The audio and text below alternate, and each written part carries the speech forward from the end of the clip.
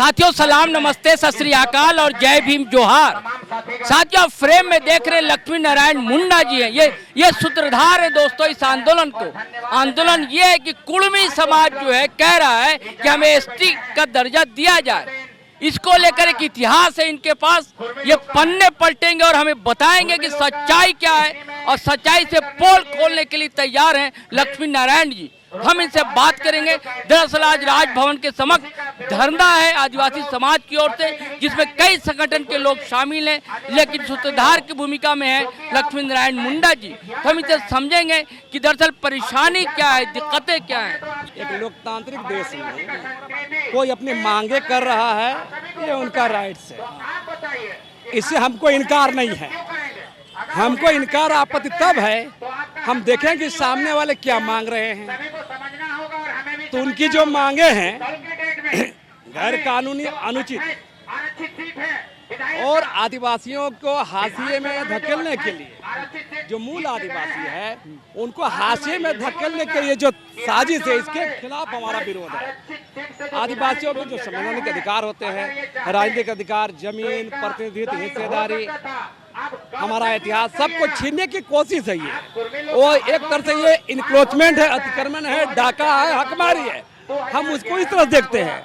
और जो बात इन लोग बोल रहे हैं कि एक तरफ आदिवासी बनने की मांग करते हैं, दूसरी तरफ आदिवासी आरक्षित सीटों पर मुखिया, प्रमुख, जिला परिषद अध्यक्ष का जो चुनाव हो रहा था, पांचों अनुसूचित क्षेत्र एकल पद में आरक्षण था, उसका विरोध कौन किया?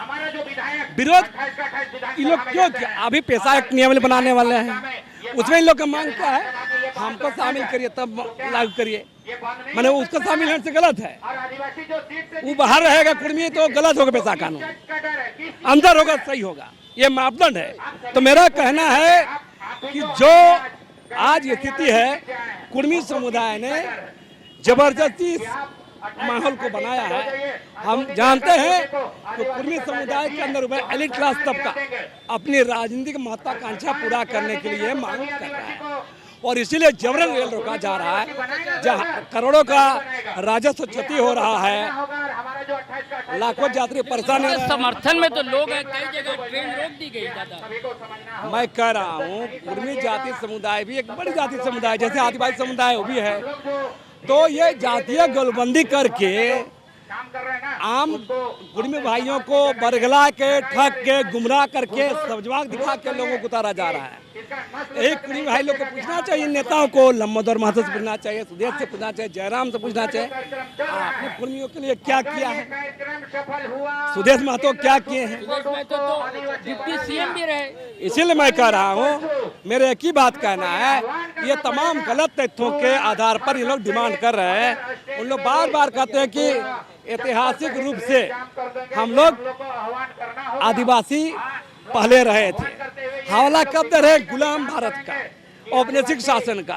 एक दो ब्रिटिशर डाल्टन रिजले का हवाला दे रहे हैं। मेरा साफ साफ कहना है, वही ब्रिटिशर लोगों ने 1931 में इन लोग को डीलिस्टिंग किया है। तो फिर ये बात कहा कि 31 तक थे, 31 से 50, 19 साल क्या किए?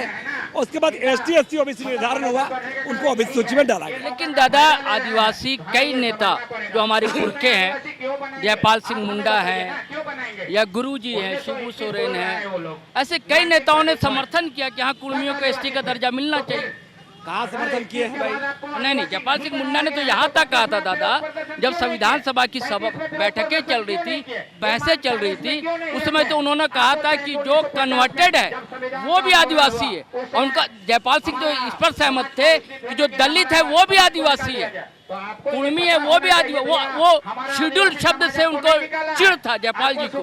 देखिए हम बता रहे हैं, उनका शेड्यूल पर आपत्ति था, सब आदिवासी। मेरा साफ साफ कहना है, जयपाल सिंह मुंडा के दौर में जिस समय संविधान सभा में थे, वो जो बात उनका कंसेप्ट अलग था।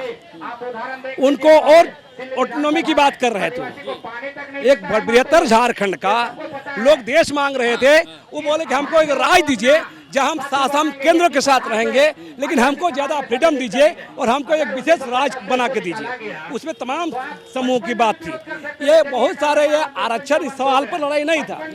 तो मेरा साफ साफ कहना है मेरा जो कहना है कि शिबू सोरेन का हवाला देते हैं, बेसरा का हवाला जो बहुत हवाला देते हैं। मेरा कहना है कि आप तथ्यों के साथ में बात करिएगा, सबूतों के साथ में बात करिएगा, तो आप फर्जी डॉक्यूमेंट दिखा करके ये सब नहीं चलेगा। आप वाकई सही है, वो तो 42 को एमएलए एमपी लिख के दिए हैं, हेमंत सोरेन भी लिख के दिए हैं, तो क्या क्या है? वही हेमंत सोरेन लंबेदर महतो के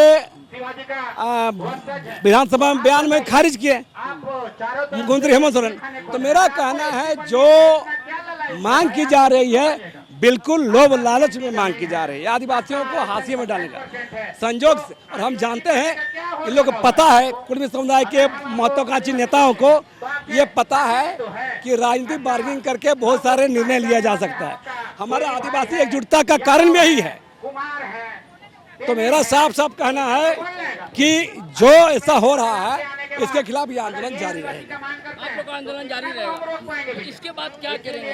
राज्य भर में घूमेंगे, राज्य के जनता को जागृत करेंगे और किसी भी सूरत में कुर्मी लोग को आदिवासी बनने एसटी में समझना। केंद्रीय समन्वय समिति के अजय तिर्की भाई ने घोषणा की थी कि वो रेल रोकेंगे तो हम जहाज रोक देंगे। देखिए इसे उनका अपना बयान है, हम उस पर हम बहुत ज्यादा टिप्पणी करें कुछ नहीं है।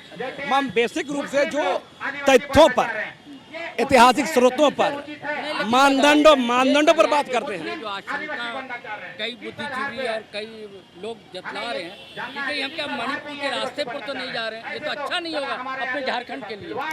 तो जिम्मेदार कौन है? मैं कह रहा जिम्मेदार केंद्र सरकार है, भाजपा है। क्यों जबरन रेल रोक रहे हैं? रेल का पटरी में सोने से मुकदमा हो जाता है, रेल में आप करोड़ों का राजस्व क्षति हो रहा है, लाखों जाति परेशान हो रहे हैं, करोड़ों का मालवाहक ढोल बंद हो रहा है और 100-200 स्टेशन बंद किया जा रहा है, उस पर कोई एक्शन नहीं। तो ये लड़ाई भी भाजपा करा रही, केंद्र सरकार करा रही। मतलब आपने खुल कर कह दिया दादा, भाजपा का इसका विरोध हमेशा होगा। चलिए बहुत बहुत धन्यवाद दादा। धन्यवाद। चलिए साथियों, इनका साफ साफ कहना है कि भारतीय जनता पार्टी जो है इस सारे विवाद के पीछे है। ये डर है, लेकिन हमारे शांति प्रिय जो लोग हैं झारखंडी, वो ऐसा कदापि नहीं होने देंगे। साथियों, आपने अगर हमारा चैनल सब्सक्राइब नहीं किया तो अवश्य कर लें और वीडियो धड़ाधड़ फटाफट खटाखट शेयर करें, लाइक करें, कमेंट करें। आज्ञा दें, इजाजत दें। जय हिंद, जय भारत।